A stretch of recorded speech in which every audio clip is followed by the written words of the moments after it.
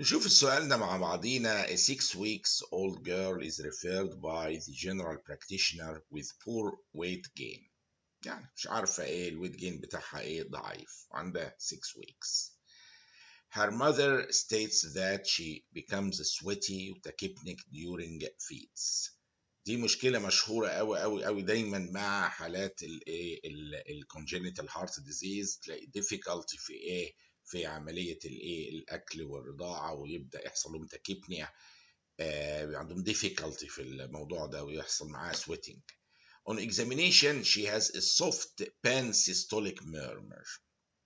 pansystolic murmur دي دايما لما تيجي في بالنا دايما نفكر في ventricular septal defect، وهقول لكم موضوع soft ده ايه في الآخر. A chest X-ray is performed which shows cardiomegaly and prominent pulmonary vascular markings. فهو حاطط مجموعة احتمالات: هل pulmonary atresia ولا tetralogy of Fallot، VSD، ASD. الحقيقة طالما أنا سمعت pansystolic murmur عامة في حالة difficulty في الفيدنج وweight loss في السن ده، لازم أفكر في احتمالات ال VSD. دي اول حاجه ايه تيجي في بالي. هو الحقيقه الفي اس دي تيبيكالي بيبقى معاها بانسيستوليك هارش ميرمر. يعني كون يقول سوفت ميرمر دي يعني يمكن غريبه في السؤال، ولكن ان جنرال كمعلومه عامه في الفي اس دي لو حصل معاها هارت فيلير جامد في الرايت سايد، الميرمر بتبقى less مش more. يعني عكس ما الناس متفاهمه، هو في الفي اس دي البلاد بيعدي من ادي اهو الليفت فنتريك اهوت الرايت فنتريكل. اوكي، البلاد بيعدي من الليفت ايه للرايت بالبريشر جريدينت، وده اللي بيعمل صوت الميرمر مع كل ضخه، بانسيستوليك ميرمر.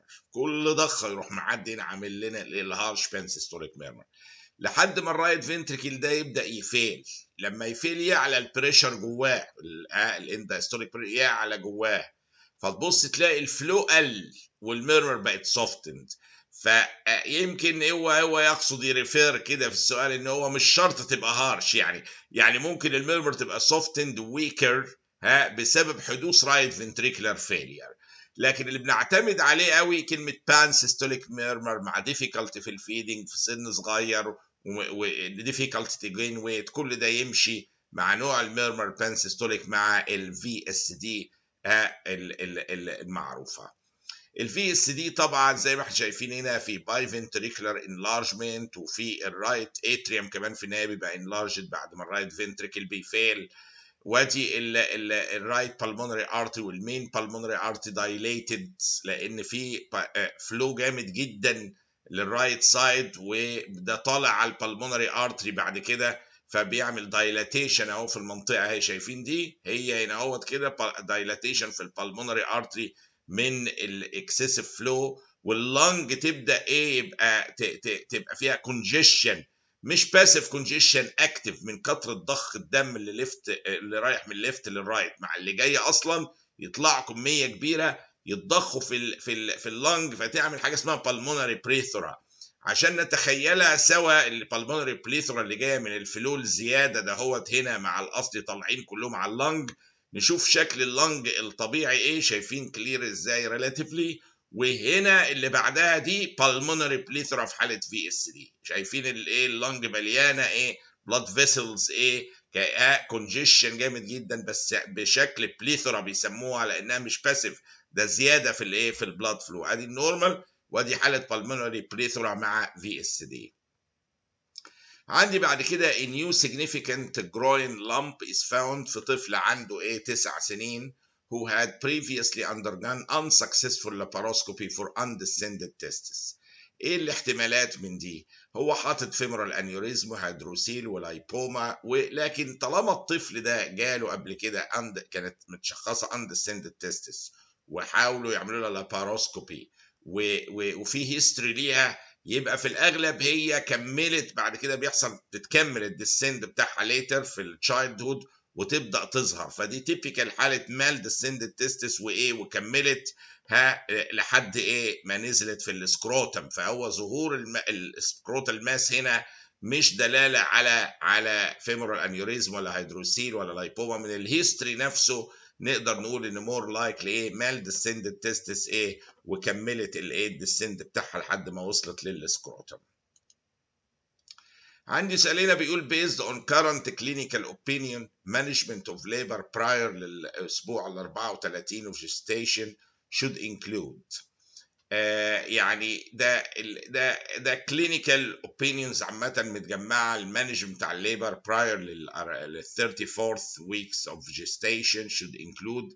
حاطط بقى corticosteroid administration عشان اللung maturity, consideration of tocolysis to delay delivery briefly. فده طبعا بيعتبر كل دي considerations. antimicrobial prophylaxis to prevent group B streptococcal infection كل دي بتبقى فعلا in consideration. all of the above هو ال right answer. ان في حالات المانجمنت بتاع الليبر في ال 34th weeks of gestation should include في ال consideration بتاعنا الكورتيكوستيرويد والتوكوليسيس وانتي مايكروبيال prophylaxis البيتا ستريبت انفكشن. ثلاث حاجات دي لازم تبقى في بالنا طالما وصلنا لاسبوع 34. احتماليه يوز اوف كورتيكوستيرويدز لو حصل بريماتيور مثلا ليبر محتاج او حاجه هتخلي الولاده بدري شويه نقدر ندي كورتيكوستيرويدز عشان لانج ماتيوريتي والسرفاكتنت. التوكوليسيس تو ديلي شويه الدليفري في بعض الحالات لحد ما يوصل للبيتر ماتيوريتي او انتي مايكروبيال بروفيلاكسيس. كل دي حاجات لازم تبقى توضع in consideration. فالاجابه كانت all of the above في اللي فات. which of the following is considered a dangerous sign of headache. هو حاطط morning headache with vomiting being unilateral bilateral. هو الحقيقه morning headache with vomiting دي اشهر حاجه انها مع brain tumors او increase in mass في البرين عامله زياده في الانتراكرينيال تنشن. يصحى العيان الصبح ايه بمورنينج هيديك ومعاه ايه فوميتنج. دي مشهوره جدا مع زياده الانتراكرينيال بريشر. لكن يونيلاترال ده ميجرين مش خطير يعني للدرجه. بايلاترال 3/4 الهيديك العادي التنشن هيديك بايلاترال. بينج في المورنينج لوحده مش كفايه، لكن الفوميتنج معاه هو ده الدلاله الخطيره، هو ده اللي يخليه خطير صحيح. اللي يقول لي فيه انكريز انتراكرينيال بريشر. اورا برضو مع الميجرين ما اقدرش اقول ان هي حاجه سو دينجرس، لكن اللي دينجرس صحيح ان الاقي ايه مورنينج هيديك وذ فوميتنج، لان ده دلاله على احتماليه ايه انتراكرينيال ماس هنا اهوت مزوده تيومر او كده، مزوده ايه الانتراكرينيال بريشر في العين بيصحى بهيديك وايه وفوميتنج. نشوف السؤال ده هنا. 24-year-old lady presents للemergency department by acute abdomen. واحدة عندها 24 سنة وعندها acute abdomen. She is married 8 months ago. Her history is suggestive of recurrent vaginal infections. يعني عندها history of recurrent vaginal infections. دلوقتي جاي لها acute abdomen. On examination she is stable. The costovertebral angle is free but has tender lower abdomen with positive rebound. بدأنا نتكلم في الجد كده. اللور abdomen tender و positive air rebound. Ultrasound reveals free fluid في البلفس. The best next step to reach diagnosis will be. الحقيقة لما هو بيقول urine analysis with culture sensitivity، هو لما بيقول هنا هو excluded يعني بيساعدنا في الحل ان الكوستوفرتبرال انجل از فري، يعني ما هياش ايه انفلاميشن في الكدني، ما هياش بايلونيفرايتس. لاباروسكوبي از سجشن، ولكن اللي حاصل ان مجرد الستيب الاولى تتعمل في حاله زي كده. هي واحده جايه في اكيوت ابدومين وعندها الالترا ساوند ريفيلز فري فلويد في البلفس، في سن ممكن تبقى بريجننت فيه، وعندها هيستوري اوف بريفيوس انفكشنز قبل كده recurrent vaginal infections. ده يقول لي ان في احتماليه توبال بريجننسي، لان recurrent infections ممكن ساعات تعمل فايبروزس في المنطقه وتزود التندنسي لاحتمالات التوبال بريجننسي. في اللحظه دي اول حاجه واهم حاجه الحقيقه هو البيتا هيومن كوريونيك جونادوتروفنز ناقصها عشان اعرف ان في بريجننسي الاول، وبعدها ياتي بقى ايه الالتراسونوجرافي الى اخره. فاول حاجه افكر فيها في حاله زي كده في اكيوت ابدومين والالترا ساوند فيه فري فلويد في البلفس، وهيستوري اوف ريكارنت فاجينال انفكشنز في سن فيرتايل، افكر في تيوبال بريجننسي الاول، اعمل بيتا هيومن كوريونيك جونادوتروفنز، اقول في بريجننسي، وبعدها يتلو الانفستيجيشنز بقى ان انا اعمل ايه، الالترا سونوجرافي واقدر الاقيها.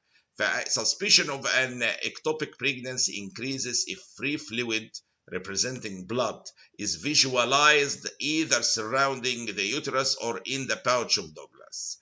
فلو لقيت ايه فري بلاد كده، ده على طول يمشي مع ectopic pregnancy، ولكن في مرحله اولى ان انا اقول ان في pregnancy دي من خلال قياس، دي اول ستيب، البيتا هيومن كوريونيك جونادوتروفنز.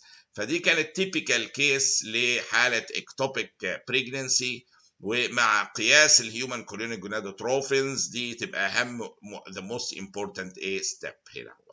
هو الحقيقه مش فاصلهم، ما اعرفش ايه يعني، لكن المفروض يعني في الاكزام المفروض يجوا مترتبين تحت بعض.